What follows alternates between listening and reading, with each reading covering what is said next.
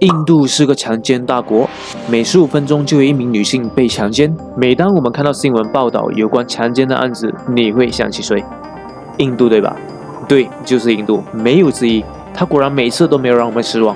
每15分钟就有一个女生被强奸。就在你看我视频时候，在印度又有一起发生了。一年平均发生2至3万起强奸案，这只是报关的数据哦，还有更多未报关的案子，可能是几十万甚至上百万起。就连印度警方也承认，高达80至95% 的受害者是不会举报的，因为他们怕被社会歧视，用异样的眼光来看待他们。而且很多时候，这些强奸犯是他们自己的熟人，甚至是自己的亲戚的。当然，就算他们去报警，也不见得有效。印度警察的教育水平并不高，很多警察对于女权或强奸案子的敏感性较低，觉得这是一件没什么大不了的案子。有些警察在面对受害者时，甚至要求受害者嫁给强奸犯，从而平息事件。更令人发指的是，在印度还曾经发生过受害者到警察报案，再次被警察强暴的恐怖事件。当然，这种民族习性不只是针对他们的同族而已，还包括异类。有很多其他国家的女性到印度旅游，也被拖入后巷强奸或性侵犯。如果在看这视频的你是名女性，而近期有打算到印度打卡的话，这里就该给你几个建议了。当你步入这个神奇的国度时，你或许已经被盯上。从机场的工作人员到载送你去酒店的司机，都可能成为你的主人。你可能会被要求和他们合照等等。这时，请注意你自己的言行举止和肢体动作，切勿发送任何的错误讯号，比如给他一个特别的微笑或拍对方的肩膀等。这可能让对方解读为你对他有好感。那接下来的事情就不要怪他了，是你情我愿的。你要知道，印度人的表达能力是非一般的，光是在 yes or no 的事情上都已经让人头疼了的。不要就是要的意思，哈哈。还有我知道你的身材很好，想到印度很合穿比基尼游泳拍照的，但印度这个地方确实不适合你那么暴露，不然可能连印度总理莫迪都保不住你啊。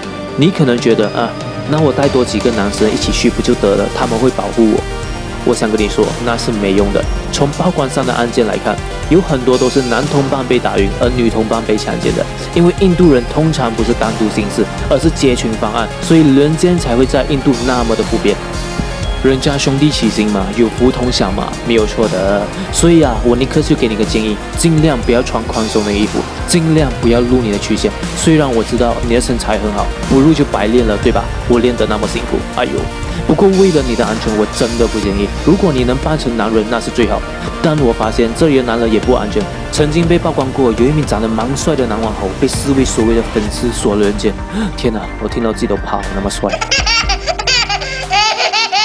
Hello， 大家好，我是尼克斯，一个专注于提供国际知识的频道。如果你还没有订阅我的话，现在是时候去订阅啦，我会每周更新哟。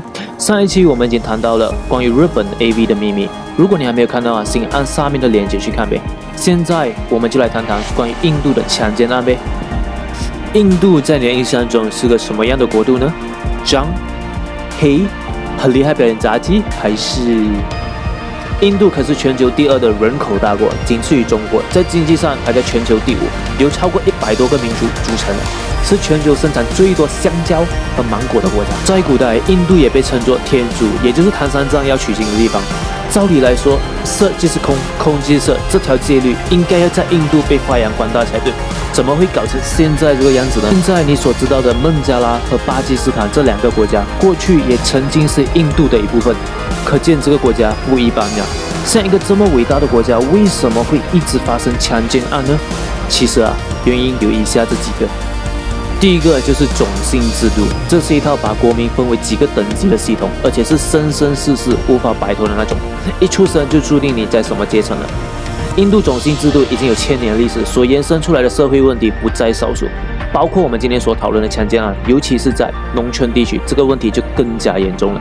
第一种姓的人，也就是贱民，总是认为自己上辈子肯定做了什么鸟事，这辈子是注定来人间受罪的，只希望死后能进入恒河重生，所以他们被高种姓，也就是高贵的人殴打强奸，是他们该受的。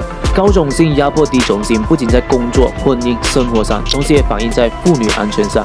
低种姓者，特别是贱民，经常不被当成人来对待，被人当作是玩物，尤其是在落后的农村地区。因为这种生来不平等的理念，让很多受害妇女及其家庭坚持息事宁人，不要小题大做。一来是担心社会的舆论和眼光，二来是对印度的警察和司法体制没有信心，三来还可能引起更多高种姓的人对其施暴。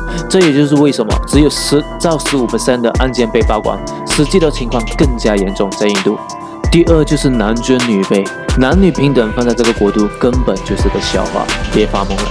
传统上，印度人喜欢要儿子，因此每年有大批女婴被堕胎。他们通过向医生行贿，让他们透露这个胎儿的性别，所以就选择性地堕胎，导致印度的男女比例严重失衡。根据2020年的数据，印度男性国民占比51.96%，而女性只有48.04%。别看只差了那区的4%，印度可是个10几亿人口的大国啊！看上去的那么一点点的差距，就相当于少了一个韩国的人口。女性的数量比男性少了5500万人，这差距实在太可怕了。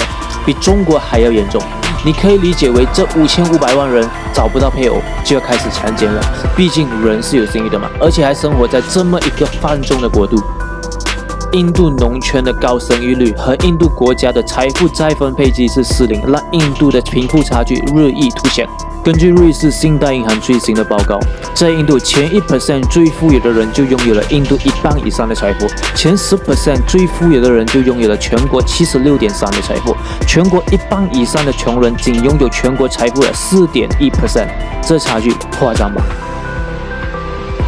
而生活在贫民窟的人口就达6500万人，相当于一个法国的人口，其中女性又占了3100万人，相当于整个马来西亚的人口。贫民窟里的人多数身无分文，随便找个空地放下家当，随意搭起帆布、帐篷或瓦砾矮房就可以开始生活了。这些简陋的住宿，很多时候只用一块布或一个板子当做门。这样情况下，这些次贫家庭的女性的安全处境就太过脆弱了，所以贫民窟是个案发的热点地区。再来就是缺乏厕所，对，你没有听错，对你来说，厕所或许是个随手可得的设施，随便去个学校、公园、商场都可以使用到厕所。在印度，这可算是个奢侈品啊！人均可分得的厕所可是少之又少，只有有钱人才有能力拥有自己的厕所。印度如今还有约7.32亿人无厕所可用。作为全球最大的户外解手国，这随地大小便的陋习，就连一些落后的非洲国家也赶不上呀。印度的另一个标签就是世界上最大的露天厕所。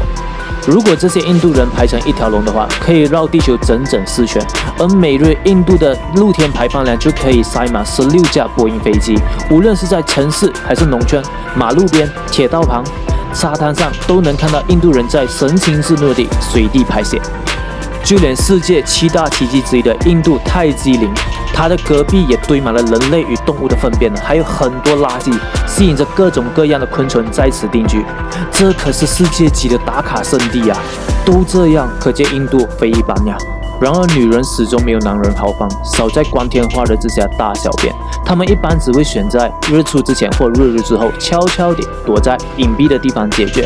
除了容易遭到蛇虫咬伤，也增加了她们受侵犯的风险。为了安全，妇女一般都会在圈里搞个尿盆联合会，专注于女性解放解手。但人总有三急，总有女人憋不到集体行动，而绝大多数的强奸案就发生在这些单独去解手的妇女身上。2012年，印度就有一项调查显示，10名女性妇女中有9名说自己在户外解手时遭遇过骚扰，1/3的女性表示自己遭受过袭击。就算有时间一起结伴去解手，都未必奏效。就在2014年就发生过，在印度的北方邦就有一对姐妹，就在一起解手时不幸遭到轮奸，然后就一起被吊死在树上。这只是一起比较轰动被曝光的案件，那还没曝光的呢，就更多了。我们已经处于21世纪了，但依然还有很多印度妇女必须在露天的情况下上厕所，这毫无尊严可言。而也有很多人选择等到夜幕降临时才去上厕所，以防被人看到。但每次上厕所都需要与死神搏斗，如临大敌。再来就是印度司法制度的失败。印度的警察制度和司法体系来继承英国殖民时期的许多规定，这些规定早已过时。就拿2012年的新德里巴士强奸案为例，在这件事情上，当受伤女生被抛出车外，受伤严重躺在地上时，而到场的警方第一件做的事情不是把伤者送到医院并逮捕强奸犯，而是第一时间厘清这个案件是属于哪一个辖区所管辖，是哪一个警区该对这起事件负责。这样僵化的系统使得许多强奸案被拖延，最终失去了救治受害者和逮捕强奸犯的黄金时间，也因为争论辖区问题而导致很多案件不了了之。因此，印度妇女缺乏警队的稳固保护。印度的司法系统向来以缓慢低效著称，以这个案件为例，直至2017年才得到审结，这还是在所谓的高速法庭中审理。所以，印度司法系统的低效可见一斑了。